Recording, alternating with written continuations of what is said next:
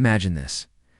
You're strolling through the misty grounds of an old English estate late at night, the wind whispering secrets through the trees, when suddenly a translucent figure glides toward you, its eyes pleading for justice from a long-forgotten crime. What if that ghost held the key to a murder? That's the chilling puzzle Hercule Poirot faces in Poirot and the Ghost of Garnet Grange. Chapter 1. The Invitation to Garnet Grange. Poirot adjusted his impeccable mustache in the mirror of his London apartment, his little gray cells already buzzing with anticipation.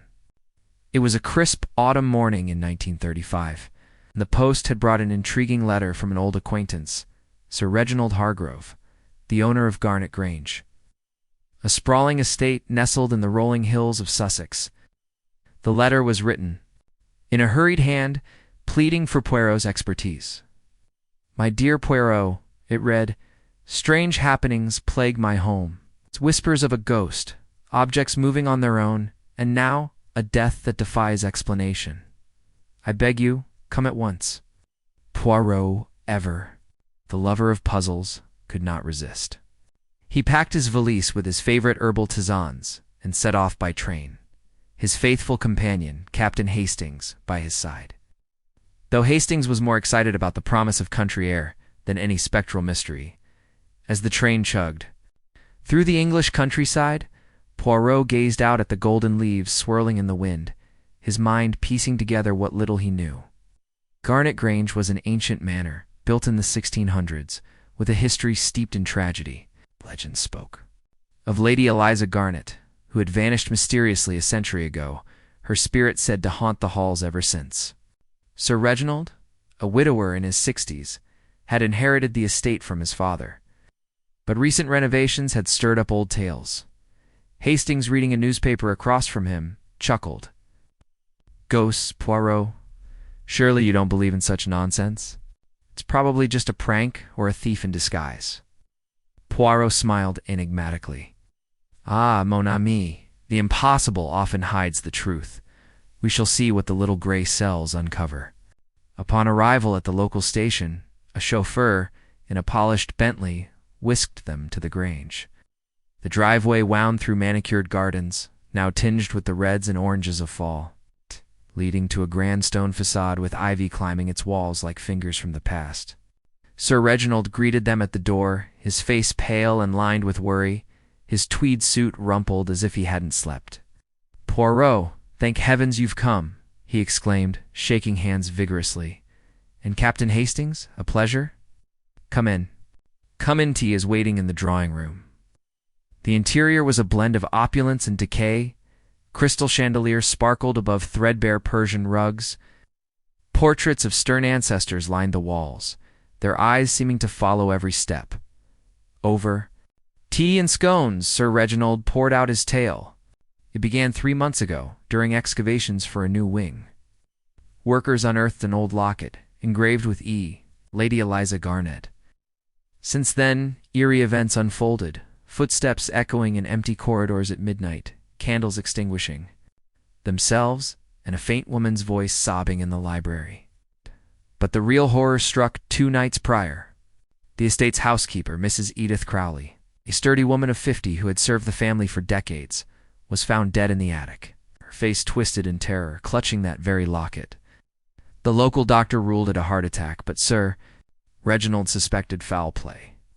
She was healthy as a horse, he insisted, and just before, she claimed to have seen the ghost Lady Eliza begging for help. Poirot listened intently, his eyes sharp as daggers. "Tell me, Sir Reginald, who else resides here?" The household was small. Sir Reginald's niece, Amelia Hargrove, a bright young artist in her 20s, recently returned from Paris.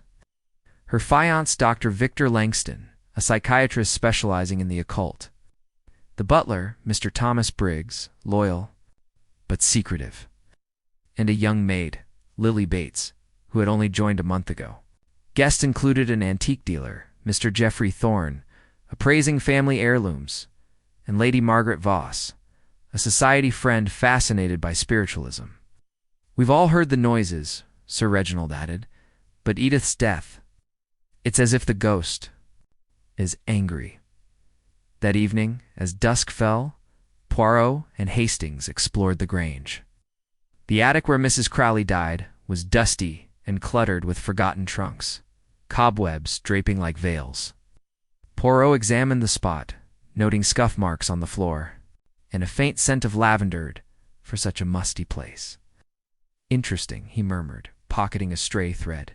Downstairs, in the library, Amelia showed them sketches she'd made of the apparition. An ethereal woman in Victorian dress, her face sorrowful. "I saw her once, Uncle," Amelia said softly, her eyes wide.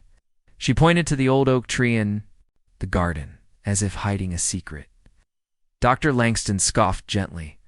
"Hallucinations, my dear. Mind plays tricks in old houses like this." Dinner was a tense affair in the candlelit dining room, with silverware clinking nervously. Lady Voss, adorned in pearls, regaled them with tales of seances she'd attended. "Spirits do linger when unresolved," she said dramatically. Mr. Thorne eyed the locket, now on display, with keen interest. That piece could fetch a fortune pure garnet stones. Briggs served silently, his face impassive, while Lily fidgeted, spilling soup once. As the clock struck 10, a chill wind rattled the windows, and suddenly a vase shattered on the mantel, no one near it. Gasps echoed. "The ghost." Lily whimpered. Poirot remained calm. "Mes amis, fear not, Hercule Poirot. Does not believe in ghosts, but in human motives. Tomorrow we investigate further." As they retired, Hastings whispered, "This place gives me the creeps, Poirot." But Poirot's mind raced. The locket, the death, the sightings, pieces of a puzzle forming. Little did they know the night held more surprises. In the wee hours, a scream pierced the silence. Lily, claiming the ghost had visited her room, leaving a faded letter on her pillow. It read, "Reveal the truth, or more will die." The game was afoot, and Poirot's gray cells were just warming up. This chapter sets the stage with our arrivals and initial mysteries next. We'll dive deeper into the suspect's secrets and Poirot's first clues. Chapter 2. The shadows of suspicion. The morning sun filtered through the heavy drapes of Garnet Grange, casting long shadows across the oak-paneled breakfast room where Hercule Poirot sat, sipping his tisane with deliberate calm. The household was shaken after Lily's midnight scream and the mysterious letter, but Poirot's eyes gleamed with purpose. He had requested everyone gather after breakfast to discuss the events, and the tension in the air was as thick as the fog blanketing the Sussex hills. His goal today was clear: to probe the minds of the residents, uncover their secrets, and determine if human hands, not spectral ones, were behind the eerie happenings. Poirot began by examining the letter found. In Lily's room, it was written on brittle, yellowed paper, the ink faded but legible. In a looping script that seemed old-fashioned yet oddly fresh. "Reveal the truth, or more will die," it warned with no signature. Poirot noted the paper's edges were uneven, as if torn from a larger sheet, and there was a faint watermark, a crest, resembling the Garnet family's. He tucked it into his pocket, his mind already calculating. Was this a genuine relic from Lady Eliza's time, or a clever forgery? Meant to stoke fear? He decided to start with Lily, the nervous young maid, whose pale face and trembling hands suggested she knew more than she let on. In the library, with its towering bookshelves and musty tomes, Poirot sat Lily down. Hastings stood by the window, taking notes. "Mademoiselle Lily," Poirot began gently, "tell me exactly what happened last night." Lily twisted her apron, her voice barely a whisper. She'd been asleep when a cold draft woke her. In the moonlight, she saw a figure, pale, translucent, in a long dress place, the letter on her pillow, before vanishing. "I swear it was her, sir. Lady Eliza. I ain't never been so scared." Poirot's eyes narrowed. "And this figure, did it speak?" Lily shook her head. "No, sir, but it looked right at me, sad-like, then was gone."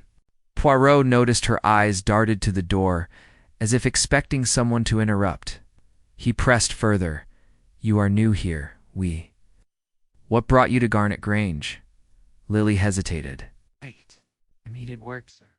Came from London. Mr. Briggs hired me quick." Her evasiveness piqued Poirot's interest. There was a story there, but it would wait. Next, Poirot turned to Amelia Hargrove, whose artistic temperament intrigued him. They met in her studio, a bright conservatory filled with canvases and the scent of oil paint. Amelia was sketching the old oak tree in the garden, her strokes bold yet precise. "Mademoiselle Amelia," Poirot said, "your drawings of the apparition are most detailed. You have seen this ghost more than once, non?" Amelia nodded, brushing an auburn curl from her face. "Twice, Monsieur Poirot. Always near the oak tree at dusk. She seems to point at it like it holds a secret." Poirot studied her. Amelia's eyes were earnest, but there was a flicker of unease. "And your fiancé, Dr. Langston? He dismisses these visions." Amelia sighed. "Victor thinks it's my imagination, but I know what I saw." Poirot noted her defensiveness. She feared her fiancé's skepticism, or was she hiding something else? Dr. Victor Langston was next, found in the study poring over a book on spiritualism. His sharp features and confident demeanor contrasted with the Grange's gloom. "Poirot," he said, closing the book, "I'm a man of science. Ghosts are products of suggestible minds, nothing more." Poirot tilted his head. "Yet you study the occult, doctor? Curious, Nan?" Langston smiled thinly. "Purely academic. I'm researching how belief in the supernatural affects the psyche." Poirot asked about his whereabouts the night Mrs. Crowley died. Langston claimed he was in his room, reading alone. "No one to confirm this, doctor?" Poirot asked. Langston's jaw tightened. "Oh." "I value my privacy." His cool detachment was telling Poirot sensed a man accustomed to control, perhaps too much. The butler, Mr. Thomas Briggs, was a study in restraint. Poirot met him in the pantry, where he was polishing silver with mechanical precision. Briggs, in his late 40s, had served the Hargroves for 20 years. "Mr. Briggs," Poirot said, "you hired Lily Bates. What do you know of her?" Briggs's hands paused. "She came with a reference from a London agency, seemed capable." His tone was flat, but Poirot caught a fleeting glance toward the door. "The night of Mrs. Crowley's death." "Where were you?" Briggs said. He was in his quarters, preparing for the next day. "Alone as usual," he added. Poirot noted the butler's guarded nature loyalty to the family, or something deeper. Lady Margaret Voss, the spiritualist, was eager to talk, her eyes alight. With excitement in the drawing room, Monsieur Poirot, the spirit of Lady Eliza, is restless. I've felt her presence during my meditations. She described a séance she'd held a week ago, where a table trembled and a voice whispered, "Justice." Poirot listened politely but probed her motives. "You are a guest here, madame, yet you seem most invested in this ghost, lady." Voss laughed. "I seek truth, monsieur. Spirits speak when the living fail." Poirot wondered if her enthusiasm was genuine or a performance. Finally, Poirot spoke with Geoffrey Thorne, the antique dealer, in the gallery where he was appraising a chipped vase. Thorne, a wiry man with sharp eyes, was fixated on the lockets. "Value, pure garnet. Monsieur Poirot, from the 1800s. Worth a small fortune." Poirot asked if he'd handled the locket before Mrs. Crowley's death. Thorne hesitated. "I saw it, yes, when it was found. Didn't touch it." His eagerness to distance himself was suspicious. Did he know more about its origins? As the Day waned. Poirot and Hastings walked to the old oak tree in the garden, its gnarled branches stark against the gray sky. Poirot examined the ground, finding nothing but damp earth. "Hastings," he said, "the letter, the sightings, the locket, they are threads in a tapestry. Someone weaves a story. But why?" Hastings shrugged. "Perhaps it's just a ghost, Poirot." Poirot chuckled. "Non, mon ami. The living are far more dangerous than the dead." As they returned to the house, a distant wail echoed from the Grange, chilling the air. Poirot's resolve hardened tomorrow. He would unravel more of this tangled web. This chapter deepens the mystery with suspects' secrets next. We'll follow Poirot as he uncovers a hidden clue that shifts the investigation. Chapter 3. The hidden clue. The dawn broke over Garnet Grange with a pale, Watery light, the mist clinging to the estate like a shroud. Hercule Poirot, ever meticulous, was up early, his mind a whirlwind of deductions as he sipped his morning tisane. In the quiet of the morning room, the mysterious letter, the varied accounts of the household, and the persistent tales of Lady Eliza's ghost gnawed at him. Today, he resolved to search for physical evidence, something tangible to anchor his little gray cells. A clue, he sensed, was hiding in plain sight, and he would not rest until he found it.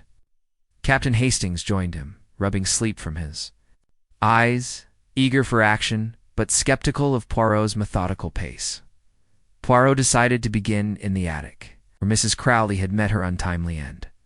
The narrow staircase creaked underfoot as they ascended, the air growing colder and dustier with each step. The attic was a labyrinth of forgotten relics, old furniture draped in sheets, cracked mirrors, and stacks of leather-bound ledgers. Poirot moved with purpose, his eyes scanning every corner. He paused at the spot where Mrs. Crowley had been found, now marked only by a faint chalk outline from the coroner's visit. Kneeling, he noticed something new, a small, tarnished brass key, half hidden beneath a loose floorboard. "Mon ami," he said to Hastings, holding it up, "this key is not here by accident. It unlocks something, perhaps a secret." Hastings frowned. Could be for anything, Poirot. Trunk, a door. Poirot pocketed the key, his mind racing. Its size suggested a small lock, perhaps a box or a drawer, not a door. Next, Poirot turned his attention to the library, where Amelia had seen the ghostly figure pointing toward the oak tree. The room was grand, with floor-to-ceiling shelves, in a massive fireplace, its mantel adorned with a faded portrait of Lady Eliza Garnet, herself pale, dark-haired with haunting eyes. Poirot examined the shelves, running his fingers along the spines of dusty books. One, a worn volume on Sussex. Folklore felt oddly light. He opened it to find the pages hollowed out, revealing a small compartment. Inside was a folded scrap of paper, a map of the estate's grounds, with an X marked near the oak tree. Curio, Poirot murmured. "This map is recent. The paper is modern, not aged like the letter." Hastings peered over his shoulder. "Someone's playing a game, eh? Leading us to that tree?" Poirot nodded, suspecting the map was planted to steer the investigation, or to mislead it, determined to follow the trail. Poirot and Hastings ventured to the garden, where the ancient oak stood like a sentinel. Its roots twisted into the earth, and its branches stretched like skeletal fingers. Poirot examined the base, noticing the soil was disturbed, as if recently dug. With Hastings' help, he scraped away dirt, uncovering a small metal box, rusted, but intact. The brass key fit perfectly, clicking as it turned. Inside was a single item, a faded photograph of a young woman resembling Lady Eliza, but dressed in early 1900s clothing, not Victorian. On the back, in neat script, was written, "Eleanor, 1910. Poirot's eyes gleamed. This is not Lady Eliza, but perhaps a descendant or someone connected. The plot thickens, Hastings. Hastings scratched his head. Another ghost? Or a family secret? Back in the house, Poirot sought out Sir Reginald to inquire about the name Eleanor. They met in his study, where Sir Reginald sat behind a cluttered desk, his face weary. "Eleanor?" he said, startled. "My grandaunt, Eleanor Garnet. She disappeared in 1912, long after Lady Eliza's time." There was talk of scandal and elopement, perhaps, but no one ever knew the truth. Poirot showed him the photograph. Sir Reginald paled. "That's her. Where did you find this?" Poirot explained, omitting the map's discovery to gauge his reaction. Sir Reginald seemed genuinely shocked, but Poirot noted a flicker of unease. Was he hiding something about his family's past? To cross-reference, Poirot spoke with Amelia privately in the conservatory, showing her the photograph. Her eyes widened. "She looks like the figure I saw, but ... newer clothes." Poirot pressed. Gently. "Mademoiselle, have you heard of Eleanor Garnet?" Amelia nodded slowly. "Uncle mentioned her once a family disgrace," he said, but he wouldn't elaborate. Her voice wavered, and Poirot sensed she was holding back. "If you know more, mademoiselle, it is vital you tell Poirot." Amelia bit her lip. "I found an old diary in the library last month, hidden behind a panel. It mentioned Eleanor, but I didn't read much. It felt private. Poirot's interest piqued. "Show me this diary." Malia led him to a concealed panel behind a bookcase, revealing a slim, leather-bound diary. Its pages were brittle, filled with elegant handwriting. Poirot skimmed an entry from 1910. "They cannot know the truth about the locket. It holds more than love, it holds ruin." The signature was Elena's. Poirot closed the diary, his mind buzzing. The locket, found during renovations, was tied to Eleanor, not just Eliza. Was it the key to the disturbances, or a distraction? As evening fell, Poirot gathered the household in the drawing room to share select findings, watching their reactions. He mentioned the key in the box, but not the photograph or diary. Noting how Thorne's eyes lingered on the locket, now back on display, and how Briggs stiffened at the mention of the attic. Lady Voss gasped dramatically, insisting the spirits were guiding Poirot, while Langston scoffed, calling it convenient theatrics. Lily fidgeted, avoiding eye contact. Poirot ended the meeting with a calm warning. "Someone in this house knows more than they say. Poirot will find the truth." That night, as Poirot reviewed his notes by candlelight, a soft knock came at his door. It was Lily, trembling. "Sir, I didn't tell you everything, that letter. I think I saw someone slip it under my door before." The ghost appeared. Poirot leaned forward. "Who, mademoiselle?" Lily whispered. "I couldn't see clear, but they wore dark gloves." Poirot's mind raced. Gloves suggested intent, not a specter. The clue in the garden, the diary. And now this confession pointed to a living hand orchestrating the fear. This chapter unearths a critical clue and deepens the mystery next. We'll see Poirot confront a suspect with unexpected results. Chapter 4. The confrontation unveiled. The afternoon light slanted through the tall windows of Garnet Grange, illuminating the dust motes that danced in the air like tiny specters. Hercule Poirot, his posture impeccable as always, paced the length of the drawing room, his polished shoes clicking softly on the parquet floor. The discoveries of the previous day, brass key, the hidden map, the photograph of Eleanor Garnet, and the cryptic diary entry had woven a tighter net around the mystery. Lily's late-night confession about seeing a gloved figure had convinced Poirot that the time for subtle probing was over. He needed to confront a suspect directly, to observe the cracks in their facade under pressure. His choice fell on Geoffrey Thorne, the antique dealer, whose keen interest in the locket and evasive answers had raised red flags. Poirot arranged a private meeting in the gallery, where Thorne was still appraising heirlooms, surrounded by porcelain figurines and gilt-framed mirrors that reflected his nervous glances. As Poirot entered the gallery, the air carried the faint scent of beeswax polish and aged wood. Thorne looked up from a delicate snuff-box, his wiry frame tensing slightly. "Monsieur Poirot," he said with forced cheer, "come to admire the collection?" This snuff-box alone could date back to the Regency. Ear exquisite, enamel work. Poirot waved a hand dismissively, his green eyes locking onto Thorne's. "Nan, Monsieur Thorne, I am not here for antiquities, though perhaps you are more entangled with them than you admit. Let us speak of the locket, the one with the garnet stones, unearthed during the renovations." Thorne set down the snuff-box, carefully, his fingers lingering on it. "What about it?" "Told you, it's valuable, but I haven't touched it since it was found." Poirot stepped closer, his voice low and measured. "Ah! But Poirot thinks otherwise. Your eyes, they betray you. When I mentioned the box buried near the oak tree, you glanced at the locket as if it held a personal secret. Tell me, what do you know of Eleanor Garnet?" Thorne's face drained of color, his sharp features sharpening further in alarm.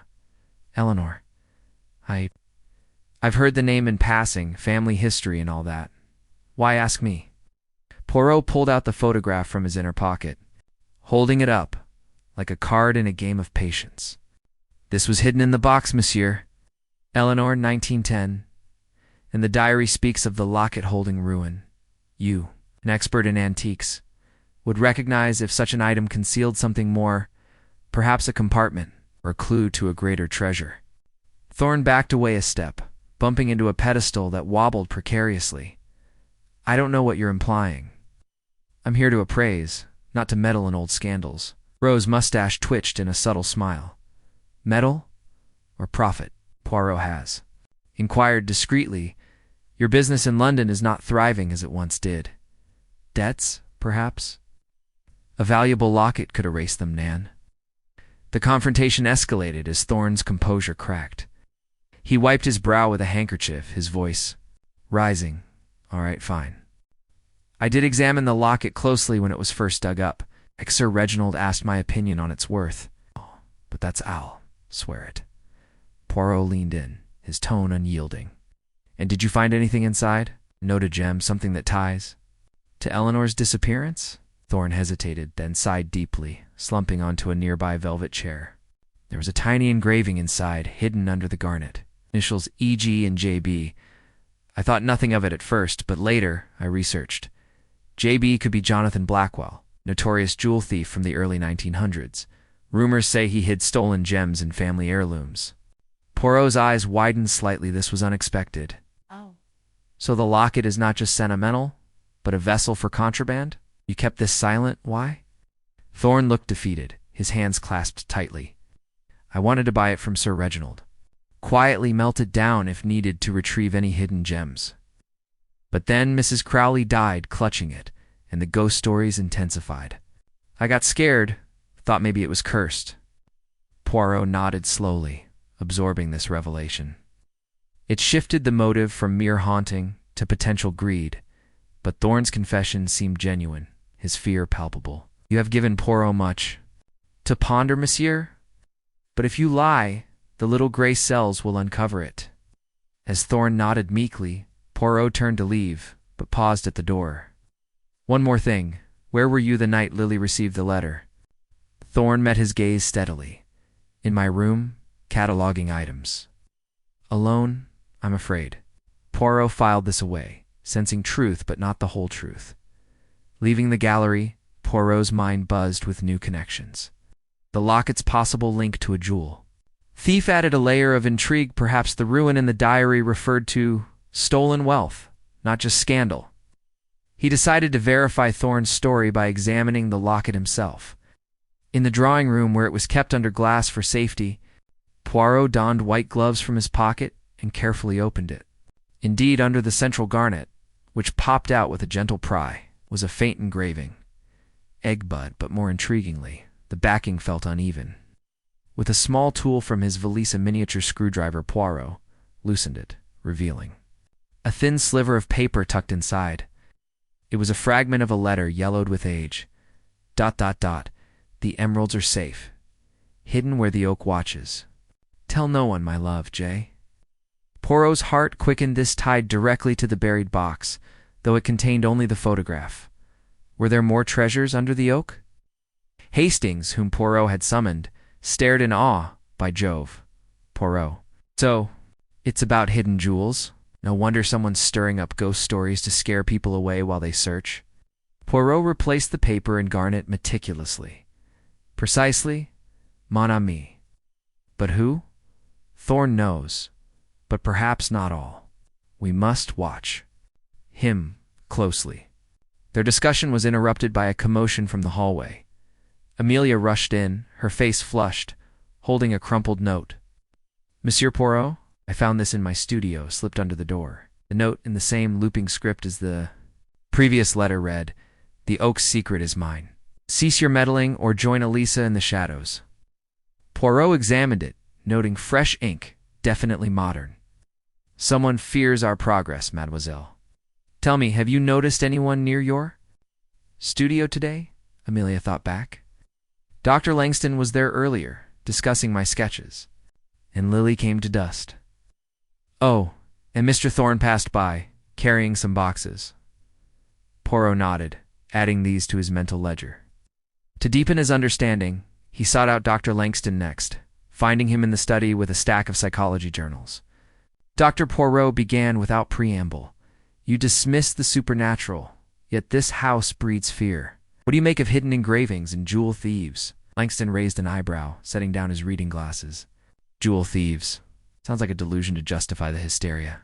People see what they want in old tales. Poirot shared Thorne's confession selectively, watching Langston's reaction. The doctor leaned back, stroking his chin. Intriguing, if true.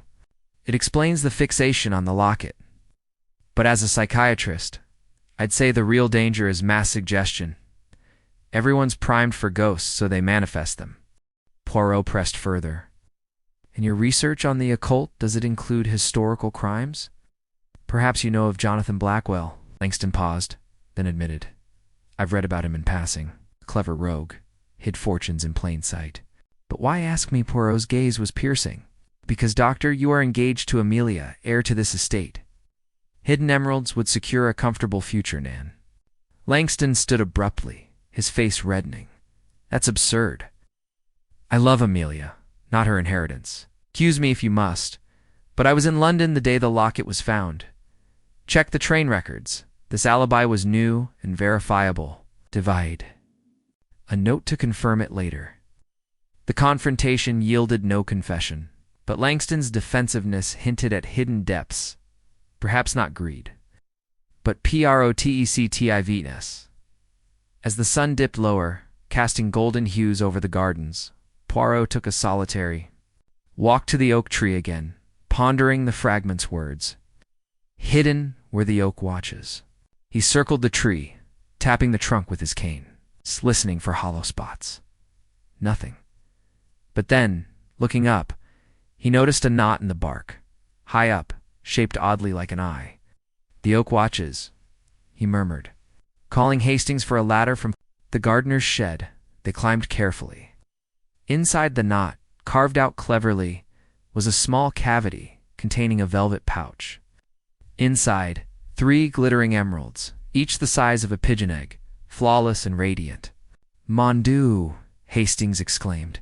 The treasure! But who hid it here? Poirot secured the pouch in his pocket, his mind racing. This discovery confirmed the jewel thief connection, but raised questions. Why hide them recently in the tree, not buried? And who knew enough to forge letters and stage apparitions? Returning to the house, Poirot confided only in Hastings and Sir Reginald, who was stunned. Maigret and Eleanor must have been involved with Blackwell. With a thief? Sir Reginald agreed to keep it secret while Poirot set a trap. That evening, during dinner, Poirot observed the group with heightened scrutiny. Lady Voss chattered about spirit energies. Briggs served with his usual stoicism, and Lily avoided the locket's display case. Thorne seemed subdued after the confrontation, while Amelia and Langston exchanged worried glances. As coffee was served, Poirot announced casually, I have made progress. The emeralds, they are safe now. Gasps rippled around the table. Emeralds? Lady Voss echoed. Poirot smiled enigmatically. We, hidden by Eleanor and her lover. But the thief among us will reveal themselves soon. The room fell silent. Tension crackling like electricity. Later, in the dead of night, Poirot lay awake, listening. Footsteps creaked in the corridor, heading toward the gallery. He slipped out, following silently. In the moonlight, he saw a figure cloaked and gloved rummaging. Through drawers, Poirot flicked on a light. Poirot sees all. The figure whirled, revealing not Thorne but Briggs, the butler, his face twisted in shock. Monsieur Poirot? I was just checking the silver. Poirot shook his head. On Monsieur Briggs. You searched for the emeralds. Why? Briggs sagged. Defeated. My grandfather was Jonathan Blackwell. He confided in me before dying the locket's secret. I came here years ago as butler to find it, but the renovations beat me to it. I staged the ghost to buy time, to search without suspicion. The unexpected confession stunned Poirot. Briggs admitted forging the letters, using a projector for the apparitions hidden in Vincent, even causing the vase to shatter with a string. But he denied killing Mrs. Crowley. She caught me searching the attic, confronted me. I argued, but she had a weak heart collapsed from fright. Poirot nodded, piecing it together. And the gloved hand Lily saw? Briggs confessed it was him, trying to scare her away. The emeralds were his inheritance, he claimed, but Poirot saw greed, not right. As dawn approached, Poirot summoned the household, revealing Briggs as the culprit behind the hauntings. Sir Reginald was aghast, Amelia relieved. The police were called, and Briggs was taken away, protesting his innocence in the death. But Poirot suspected more Mrs. Crowley's death might not be natural. A quick check of her teacup from that night, preserved, revealed traces of digitalis poison. Someone else, Poirot murmured to Hastings. Briggs orchestrated the ghost, but another hand struck the fatal blow. This chapter brings a confrontation and a surprising twist in the suspects. Identity next. We'll explore the poison's trail and uncover the true murderer. Chapter 5. The poison's trail. The morning sun struggled through the heavy clouds over Garnet Grange, casting a somber light across the dining room where Hercule Poirot gathered the household. The revelation of Briggs' deception had shaken everyone, but the discovery of digitalis in Mrs. Crowley's teacup pointed to a darker truth: murder. Poirot's little gray cells were in overdrive, piecing together the threads of greed, deception, and now a calculated killing. Briggs, now in custody, had admitted to staging the ghostly apparitions and forging letters to cover his search for the emeralds. But he swore he hadn't poisoned the housekeeper. Poirot believed him Briggs' motive was treasure, not murder. Someone else in the house had a deadlier agenda, and Poirot was determined to follow the poison's trail. He began by examining the kitchen, where Mrs. Crowley's tea was prepared. The room was a bustle of activity, with pots simmering and the scent of fresh bread lingering. Lily, the maid, was scrubbing dishes, her hands trembling slightly as Poirot approached. "Mademoiselle Lily," he said, his tone gentle but firm, "you served Mrs. Crowley her tea that evening, oui?" "Tell Poirot. Who else had access to the kitchen?" Lily's eyes darted nervously. "Just me and Mr. Briggs, sir. Sometimes miss. Amelia comes for a late snack, or Dr. Langston for his coffee. But that night, I brewed the tea myself. Chamomile, her favorite." Poirot noted a faint blush on her cheeks. "And you saw nothing unusual? No one lingering near the teapot?" Lily shook her head, but her hesitation was telling. I stepped out for a moment to fetch sugar. The kitchen was empty when I returned." Poirot's mustache twitched. An unguarded moment was all a killer needed. Next, Poirot sought out the estate's medicine cabinet, suspecting Digitalisa heart medication derived from foxglove might be found there. In the upstairs bathroom, a small locked cabinet held various remedies. Sir Reginald, who joined him with a key, confirmed that Mrs. Crowley had no heart condition requiring digitalis. The cabinet contained common medicines: aspirin, laudanum, and a bottle of digitalis tablets prescribed to Sir Reginald's late wife years ago. "I never touched the stuff," Sir Reginald said, his voice heavy. "But it's been here forever." Poirot examined the bottle half empty, with dust on the cap but fresh scratches, as if recently opened. "Someone," he murmured to Hastings, "who hovered nearby, knew this was here and used it. But who?" To narrow the suspects, Poirot interviewed Dr. Victor Langston again, this time in the conservatory, where the doctor was sketching a botanical study of foxglove ironically. Dr. Poirot began, as a psychiatrist. "You are familiar with medications, non? Digitalis, for example?" Langston's pencil paused mid-stroke. "Of course. It's used for heart conditions, but in excess, it's deadly." "Why?" Poirot revealed the poison finding, watching Langston's reaction closely. The doctor's face remained composed, but his eyes flickered. "It's troubling, but I assure you, I had no part in it. My expertise is in the mind, not poisons." Poirot pressed further. "You were in London when the locket was found. But what of the night Mrs. Crowley died? You were here, alone in your room." Langston nodded. "Reading, as I said." "Suspect me Amelia can vouch for my character." Poirot smiled thinly. "Love is a poor alibi, doctor. And your interest in foxglove is ... curious?" Amelia was next, found in her studio, painting a stormy seascape that mirrored the estate's tension. Poirot showed her the digitalis bottle, asking if she'd ever seen it. Her eyes widened. "That's from Aunt Clara's old prescriptions. I thought it was thrown out." She admitted to occasionally fetching snacks from the kitchen, but denied touching the tea. "Monsieur Poirot, I cared for Mrs. Crowley. She was like family. Why would anyone hurt her? Her sincerity rang true, but Poirot noticed her hand shook as she held her paintbrush. Mademoiselle, the diary you found mentioned ruin tied to the locket. Could it point to a family secret worth killing for? Amelia bit her lip. I don't know. The diary stopped abruptly, like Eleanor was afraid to write more. Poirot filed this away. Fear could drive desperate acts. Lady Margaret Voss, for theatrical, was in the drawing room, arranging tarot cards. Madame. Poirot said, Your knowledge of spiritualism, does it extend to herbology? Foxglove, perhaps. Lady Voss laughed, her pearls glinting. Oh, Monsieur Poirot, I know foxglove from my garden club days, beautiful but deadly, but I'm no poisoner. My focus is the spirit world. She claimed to have been meditating. In her room that night, alone, Poirot noted her flair for drama. Could it mask a cunning mind? In your seances, madame, have they revealed anything about Mrs. Crowley's death? Lady Voss leaned forward, eyes gleaming. The spirits are restless, saying betrayal lingers in these walls. But specifics, they elude me. Poirot sensed. She enjoyed the mystery too much to be its architect, but he didn't rule her out. To trace the poison's administration, Poirot reconstructed Mrs. Crowley's last hours. She'd spent the day overseeing renovations, then retired to the library with her tea, complaining of feeling off.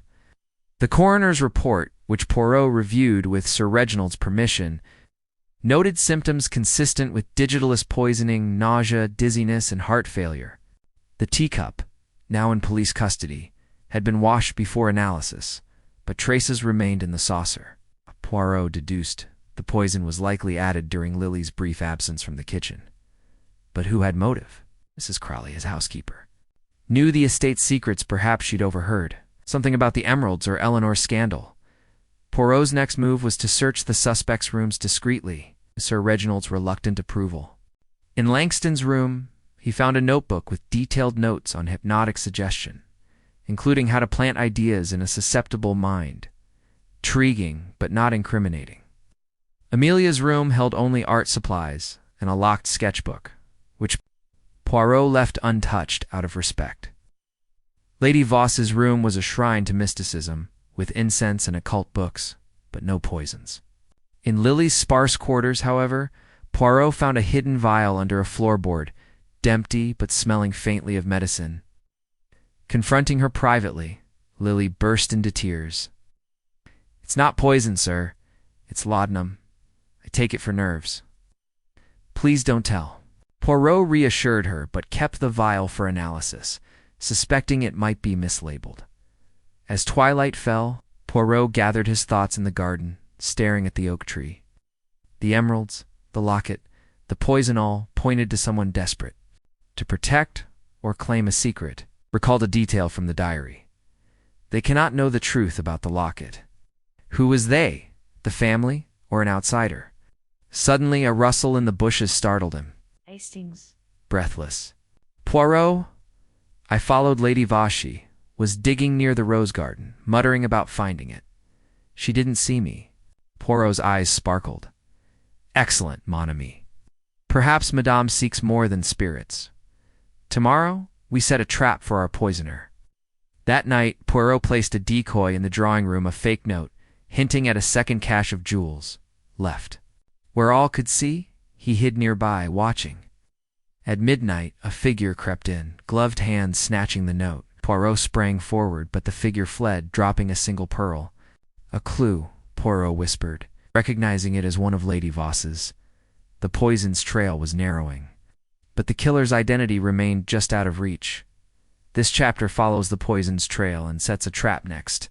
We'll see Poirot close in on the murderer with a dramatic revelation. Chapter 6. The trap springs. The air in Garnet Grange was thick with unease as dawn broke, the estate's ancient walls seeming to hold their breath. Hercule Poirot stood in the morning room, his hands clasped behind his back, his mind a whirl of calculations. The pearl dropped by the fleeing figure last night pointed to Lady Margaret Voss. But Poirot knew better than to leap to conclusions. The digitalis, poisoning, the emeralds, and the staged hauntings formed a complex puzzle, and he was determined to spring a trap that would reveal the murderer's identity. His decoy note hinting at a second cache of jewels had already stirred the hornet's nest. Today he would tighten the net, using the household's greed and fear to expose the truth. Poirot began by orchestrating a subtle charade. Over breakfast, he announced to the assembled household Sir Reginald, Amelia, Dr. Langston, Lady Voss, and Lily that he had uncovered a vital clue about the emerald's origins. "Mise a miss," he said, his voice calm but commanding. "Poirot has learned of another treasure hidden within these very walls. I shall reveal its location this evening, after further investigation."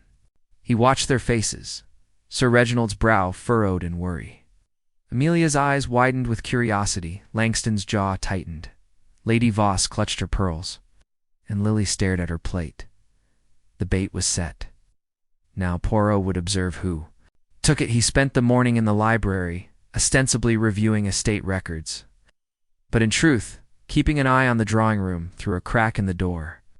He had left another decoy, a sealed envelope labeled Emerald's Secret on the mantel, rigged with a fine thread to alert him if disturbed. Hastings, stationed in the garden, watched the exits to note any suspicious movements. By noon, Poirot's vigilance paid off. The thread snapped, and he slipped into the drawing room to find Lady Voss, her gloved hands holding the envelope. "Madame," Poirot said sharply, stepping from the shadows, "you are most curious about secrets not your own."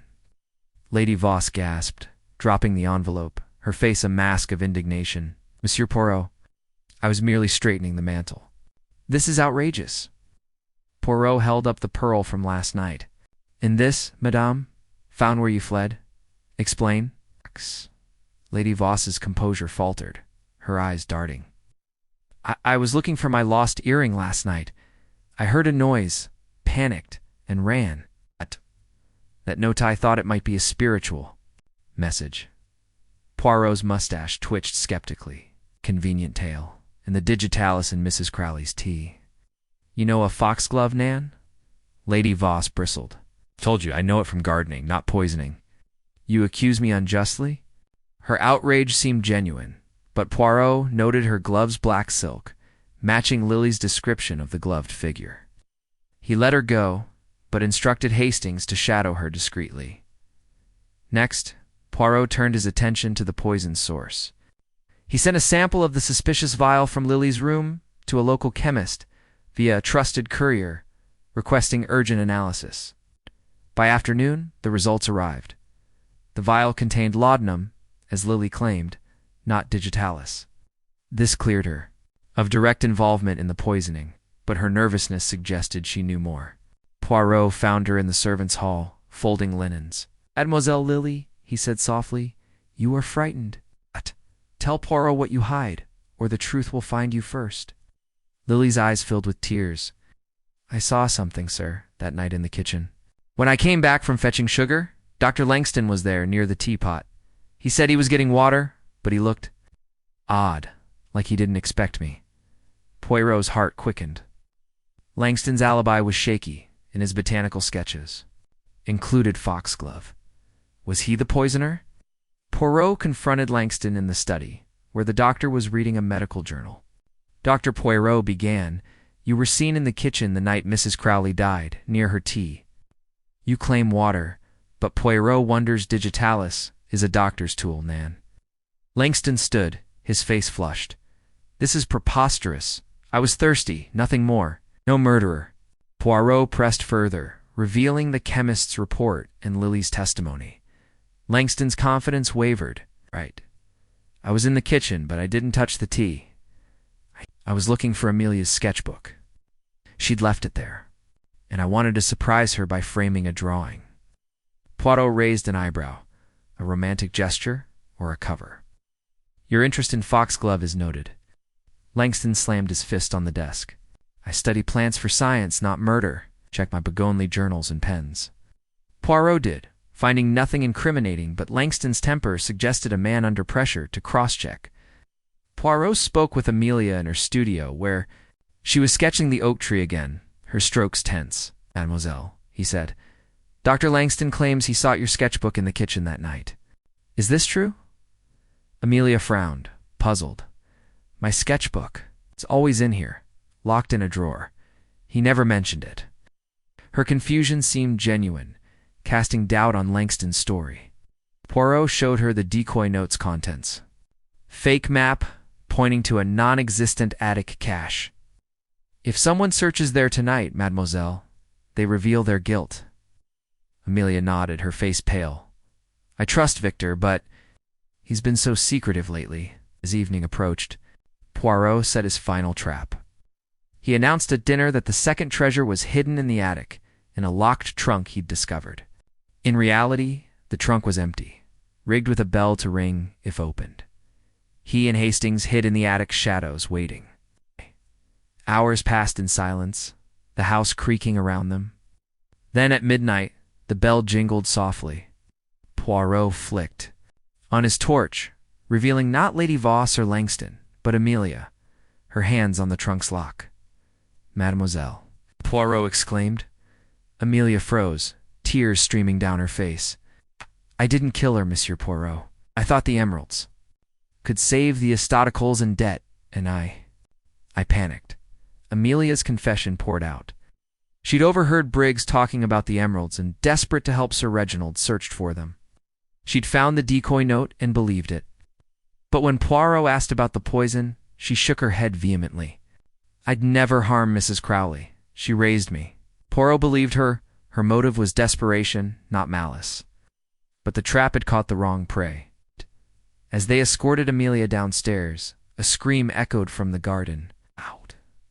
Rushing outside, they found Lily, pointing at a figure fleeing into the woods, a figure in a dark cloak, clutching a small vial. Poirot gave chase, but the figure vanished into the mist. Returning, he examined the ground where Lily stood. There, glinting in the moonlight, was a dropped syringe, empty but smelling faintly of digitalis. Mon Dieu, Poirot whispered to Hastings. The poisoner grows careless.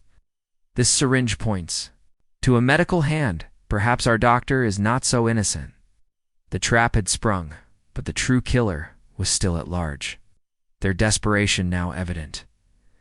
This chapter springs the trap and reveals Amelia's innocence next. We'll see Poirot corner the true murderer with undeniable evidence. Chapter 7. The cornered culprit. The moon hung low over Garnet Grange, its pale light casting eerie shadows across the sprawling estate. Hercule Poirot stood in the garden, the syringe glinting in his gloved hand, its faint scent of digitalis a silent accusation. The trap in the attic had exposed Amelia's desperation to save her uncle's estate. But it had also flushed out the true poisoner, whose careless flight had left this damning clue. Poirot's little gray cells hummed with clarity. The syringe. A medical tool pointed squarely at Dr. Victor Langston, whose shaky alibis and botanical sketches had already raised suspicion. But Poirot knew a confrontation required ironclad evidence, not mere suspicion. Tonight, he would corner the murderer. With a final gambit, forcing their hand in front of the entire household, Poirot began the day by verifying the syringe's significance. He sent it to the same local chemist for analysis, requesting confirmation of its contents. By mid-morning, the report arrived. Digitalis, in a concentrated liquid form. Far more potent than the tablets in the medicine cabinet, this suggested. Premeditation, a killer with access to medical supplies. Poirot recalled Langston's claim of being in London when the locket was found. But his presence in the kitchen the night of Mrs. Crowley's death, as Lily had witnessed, was too convenient. Poirot instructed Hastings to discreetly check Langston's medical bag left in the study. Hastings returned, wide-eyed with a discovery, a hidden compartment containing a vial of concentrated digitalis, half empty, and a notebook with a single entry. Crowley, too curious, must be silenced. Armed with this, Poirot planned a dramatic reveal. He gathered everyone in the drawing room that evening, the chandelier casting a soft glow over tense faces. Sir Reginald sat heavily in an armchair. Amelia clung to his arm. Lily hovered near the door, and Lady Voss fanned herself nervously. Langston stood by the fireplace, his posture rigid, while Poirot paced slowly, the syringe wrapped in a handkerchief. "Me Samus," he began, his voice steady. "The ghost of Garnet Grange has been unmasked as a ruse by Briggs, but the death of Mrs. Crowley was no accident. It was murder by poison de chalice, administered through her tea. And tonight, Poirot names the killer." He held up the syringe, watching Langston's eyes narrow.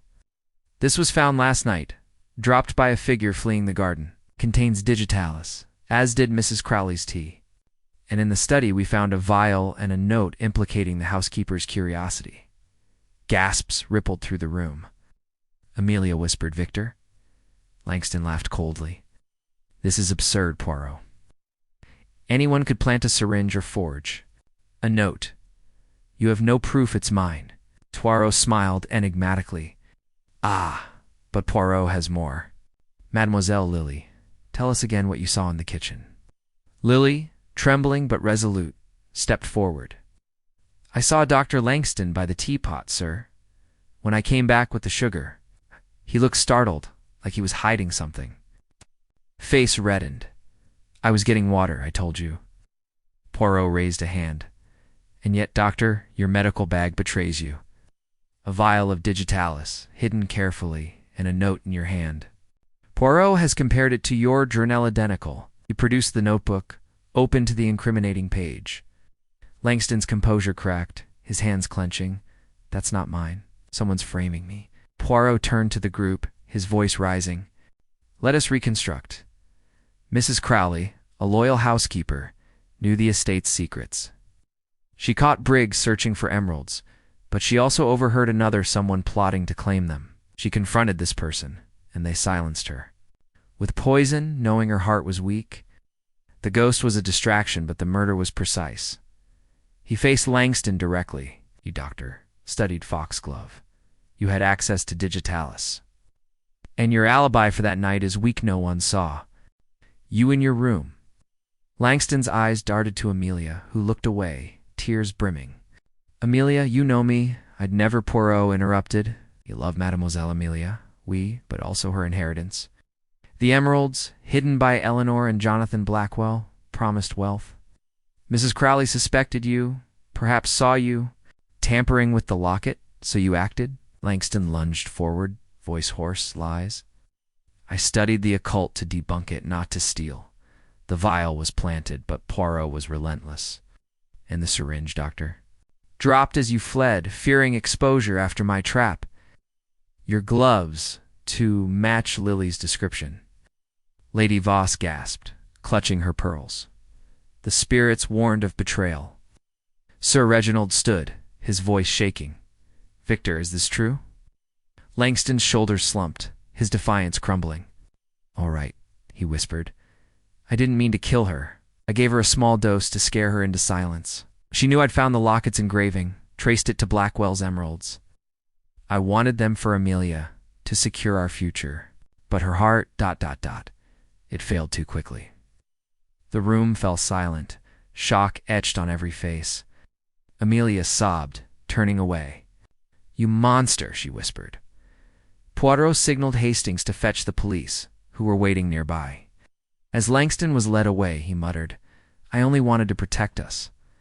Poirot shook his head. "Greed, doctor, not love, drove your hand. Mrs. Crowley deserved better." The household dispersed, shaken, as Sir Reginald thanked Poirot quietly. "You've saved us, but at what cost?" Poirot bowed slightly. "The truth, monsieur, is always worth the pain." As the police car vanished down the drive, Poirot stood with Hastings on the terrace, the night air cool. "A sad case, mon ami," he said. "Greed and love so often entwined." Hastings nodded. "But the ghost? Poirot? Was it all Briggs?" Poirot's eyes twinkled. "Perhaps. Or perhaps Lady Eliza lingers, watching justice done." A faint breeze rustled the oak tree, and Hastings shivered. Poirot chuckled softly, leading him back inside. "This chapter corners the murderer with undeniable evidence next. We'll see the aftermath and a final twist in the tale." Chapter 8. The Aftermath and the Whisper, the morning after Dr. Langston's arrest. Garnet Grange seemed to exhale, its oppressive air lifting slightly under a pale autumn sky. Hercule Poirot sat in the morning room, sipping his tisane, his mind still turning over the case's intricacies. The poisoner had been unmasked, the emeralds secured, and Briggs' ghostly charade exposed. Yet a faint unease lingered in Poirot's little grey cells. The household was reeling Amelia, heartbroken Sir Reginald, burdened by betrayal, and Lily quietly shaken. Lady Voss, ever theatrical, claimed the spirits were finally at peace, but Poirot sensed one final thread remained loose. Something about the locket and Eleanor Garnet's story nagged at him. Whispering of a deeper truth yet to be uncovered, Poirot began by revisiting the locket, now locked in Sir Reginald's safe. With permission, he retrieved it, examining it under a magnifying glass in the study's morning light. The garnet stones gleamed, but the hidden engraving E, GJB, and the tiny letter fragment about emeralds felt incomplete, he recalled. The diary's cryptic words, "They cannot know the truth about the locket." Who were they? And why had Eleanor hidden the emeralds in the oak tree, only for them to be rediscovered now? Poirot suspected the diary held more answers. He returned to the library where Amelia had found it behind a secret panel, and began a meticulous search for other hidden compartments. Running his fingers along the bookshelves, Poirot noticed a faint groove behind a volume of Shakespeare. Pressing it, he heard a click, and a small drawer slid open, revealing a bundle of letters tied with a faded ribbon. They were in Eleanor's hand, dated 1910 to 1912, addressed to Jonathan Blackwell. Poirot read carefully, his heart quickening. The letters revealed a passionate but doomed romance. Eleanor, a Garnet heiress, had fallen for Blackwell, a charming thief who hid stolen jewels in the locket to protect her family's reputation. One letter stood out. "The locket holds my heart and our shame. If they find it, the Grange falls. I've hidden the rest where the oak stands guard." Poirot realized the rest meant the emeralds. But the shame hinted at more than theft, perhaps a scandal that could ruin the family even now. He sought out Sir Reginald in his study, where the older man sat staring at a portrait of his father. "Monsieur," Poirot said, laying the letters before him. "These speak of Eleanor and a shame tied to the locket. What do you know of this?" Sir Reginald's hands trembled as he read, his face aging further. "My gratante, Eleanor, ... The family hushed it up. She was pregnant, unwed, with Blackwell's child. They sent her away, claimed she eloped, but she died in childbirth abroad. The child was given up, and the scandal buried." Poirot nodded, understanding the stakes, and the locket. It was her link to Blackwell. Mrs. Crowley, perhaps? She knew this history? Sir Reginald sighed. "She was here for decades, likely heard whispers from my father's time. If she connected the locket to Eleanor, she might have suspected its value went beyond jewels." Poirot's next stop was Amelia, found in her studio, staring blankly at an unfinished canvas. Her eyes were red from crying, Langston's betrayal a fresh wound. Mademoiselle, Poirot said gently, "You found the diary. Did it mention a child?" Amelia shook her head, then paused. "There was a torn page, something about protecting my legacy. I thought it meant the estate." Poirot showed her the letters, and her breath caught. "Eleanor had a child. My family never spoke of it." Poirot probed further. "Dr. Langston, did he know of this?" Amelia frowned. "He asked about family history for his research, but I didn't know enough to tell him." Poirot suspected Langston's interest in the occult was a cover for digging into the Garnet legacy, perhaps hoping to blackmail Sir Reginald with the scandal to confirm the scandal's impact. Poirot spoke with Lily, who was polishing silver. "In the dining room, mademoiselle. You grew up in London? Oui? Did you hear tales of the Garnets before coming here?" Lily hesitated, then nodded. "My gran worked here years ago, before I was born. She said the family had secrets, something about a lost heir. I didn't think much of it, just old gossip." Poirot's eyes sharpened. "A lost heir? And Mrs. Crowley, did she ever speak of this?" Lily nodded slowly. "Once she said the Grange held more than ghosts, living secrets. She called them." Poirot's mind raced. Mrs. Crowley's knowledge of a hidden heir could have made her a threat. not just to Langston's plans but to someone else protecting the family's honor.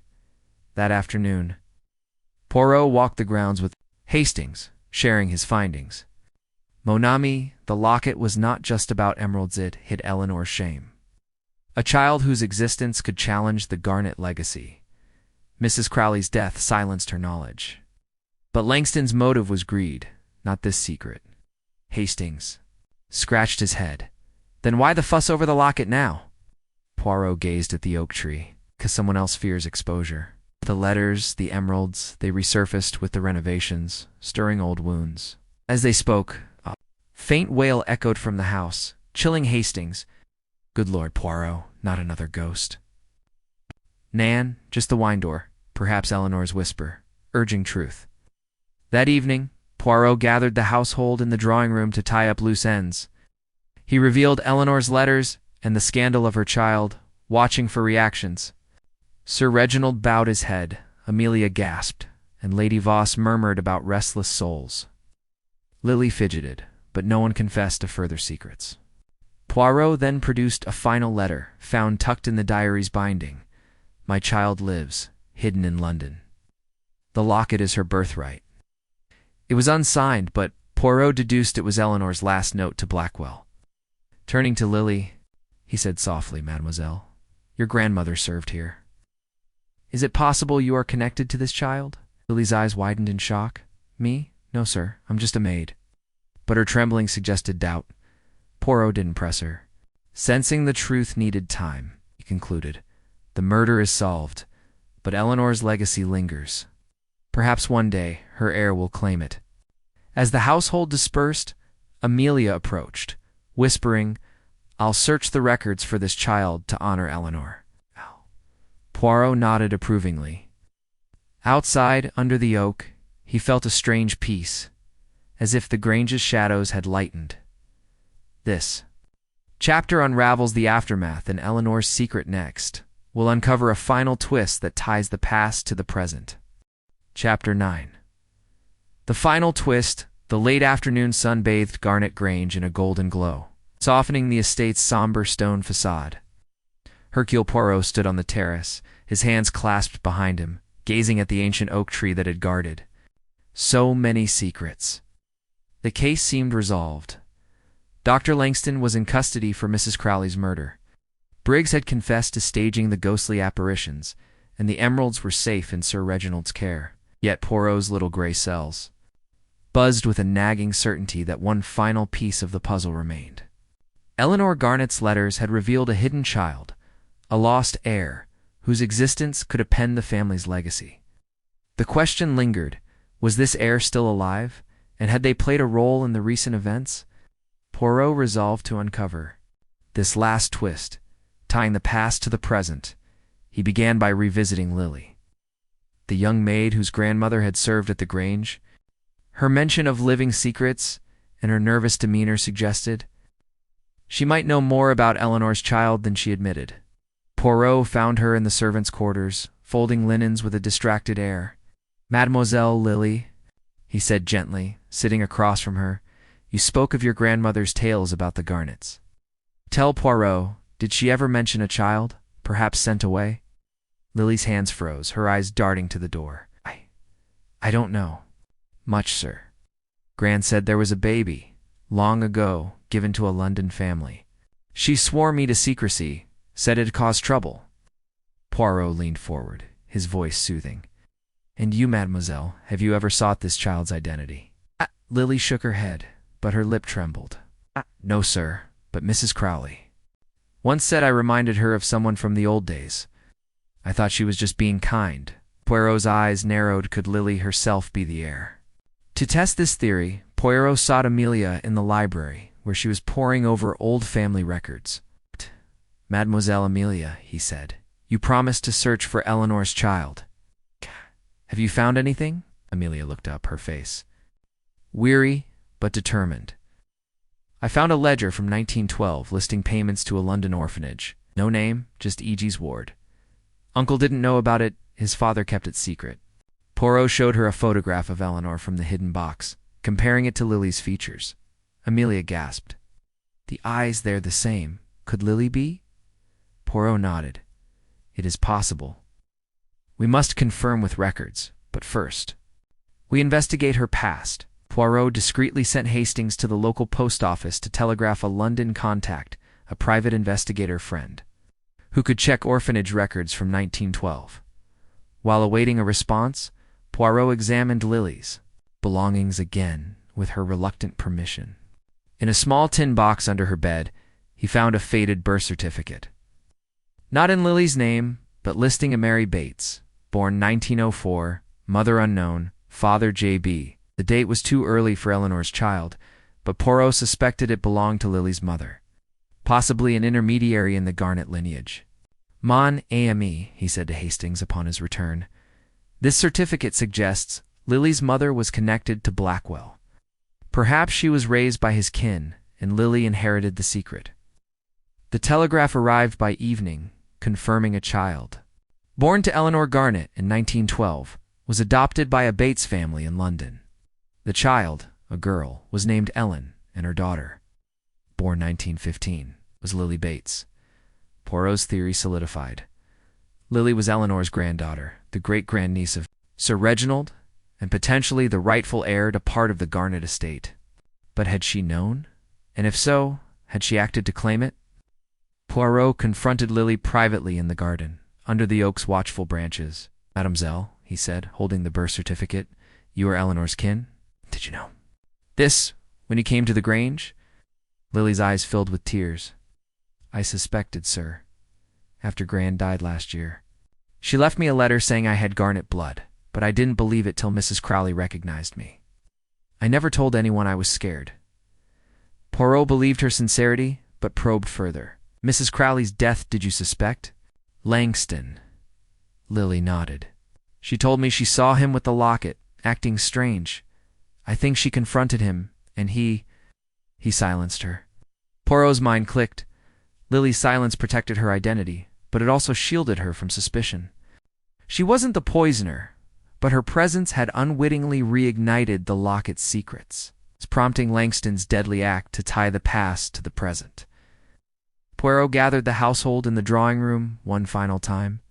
He revealed Lily's lineage, holding up the birth certificate and the London records. Sir Reginald's jaw dropped. "My great-niece? Not here all this time?" Amelia embraced Lily, who sobbed, overwhelmed. Lady Voss clapped, declaring the spirits guided her home. Poirot raised a hand for silence. The locket was Eleanor's legacy, meant for her child. "Lily, you are that legacy's heir." But the tragedy of Mrs. Crowley's death came from Greta Langston's desire to exploit this secret. He turned to Sir Reginald. "Monsieur, the emeralds belong to Lily, as does a share of the Grange if you honor Eleanor's memory." Reginald nodded, his voice thick. "I'll make it right, Poirot." "Please, family now." Lily, still stunned, whispered, "I only wanted a job, not this." Poirot smiled kindly. "Sometimes, mademoiselle, fate finds us." As the household processed the revelation, Poirot stepped outside with Hastings, the night air crisp. "Tidy ending," Poirot Hastings said, "but that wail we heard still gives me chills." Poirot glanced at the oak tree, its branches swaying gently. Perhaps Eleanor's spirit rests, knowing her child is found. Or perhaps, mon ami, it was only the wind. This chapter unveils Lily's true identity as the final twist. Next, we'll wrap up the tale with Poirot's farewell and a lingering mystery. Chapter 10. The farewell and the echo the final morning at Garnet Grange dawned with a crisp clarity. The Sussex hills bathed in a soft amber light that seemed to cleanse the estate of its lingering shadows. Hercule Poirot stood in the grand entrance hall, his valise packed, his impeccable coat brushed to perfection, and his mustache waxed to a fine point. The case was solved. Dr. Langston's arrest for poisoning Mrs. Crowley, Briggs' confession to staging the ghostly apparitions, and Lily's revelation as Eleanor Garnet's granddaughter had untangled the web of deceit and tragedy. Yet as Poirot prepared to depart, a faint whisper of mystery lingered, like a breeze stirring the curtains. The Grange held one last secret, and Poirot's little grey cells were alert, ready to bid farewell with a final flourish. Poirot began the day with a private meeting with Sir Reginald in his study, where the older man sat surrounded by family. Portraits, his face a mix of relief and sorrow. "Monsieur Poirot," Sir Reginald said, his voice steady but emotional, "you've saved my home and restored our honor. Lily will be cared for, and the emeralds are hers by right. But how can I ever repay you?" Poirot bowed slightly, his eyes warm. "The truth, monsieur, is its own reward. Ensure Mademoiselle Lily is welcomed as family, and Poirot is satisfied." Sir Reginald handed him a sealed envelope, a generous fee, which Poirot accepted with a nod. "One last thing," Poirot added, "the locket, keep it safe, for it carries Eleanor's heart." Sir Reginald promised to place it in a family vault, a symbol of reconciliation. Next, Poirot sought out Amelia, who was in her studio, painting a portrait of Lily, her newfound cousin. The canvas captured Lily's shy smile and the same soulful eyes as Eleanor's photograph. "Mademoiselle Amelia," Poirot said, "your art has aided Poirot greatly. Your sketches guided us to the oak tree. Now you paint a new future." Amelia set down her brush, her expression resolute. "I'll help Lily adjust, Monsieur Poirot. She's family, and this estate is her home too." Poirot noted her strength, a contrast to her earlier despair over Langston's betrayal. "The doctor?" he asked gently. Amelia's face hardened. "He's dead to me. I'll heal, but not for him." Poirot admired her resolve, sensing she would protect Lily and the Grange's legacy. Lily herself was in the garden, sitting under the ancient oak, clutching the locket now entrusted to her. Poirot joined her, his cane tapping softly on the path. "Mademoiselle Lily," he said, "you have found your place, Nan. But tell Poirot, do you feel Eleanor's presence?" Lily looked up, her eyes glistening. "Sometimes, sir, I think she's watching, happy I'm here," Gran used to say. "The Grange called to our blood." Poirot nodded, his mind drifting to the eerie wails heard during the investigation. "Perhaps," he mused, "Eleanor's spirit guided you home." He handed her a small card with his London address. "If ever you need Poirot, right?" Smiled, a weight lifted. "Thank you, sir. You've given me more than I ever dreamed." Lady Voss, ever dramatic, intercepted Poirot in the drawing-room, her pearls gleaming as she clutched a crystal pendulum. "Monsieur Poirot, the spirits—" "Thank you, the Grange is cleansed." Poirot suppressed a smile. "Madame, the spirits may rest, but Poirot trusts the living more." He suspected her seances were more performance than prophecy. But her enthusiasm had kept the household distracted, aiding his work. "Continue your meditations, madame, but beware of stirring new ghosts." She laughed, promising to visit him in London for a reading, which Poirot politely declined. As Poirot and Captain Hastings prepared to leave, they took a final walk through the grounds. Hastings, ever practical, carried their bags to the waiting Bentley.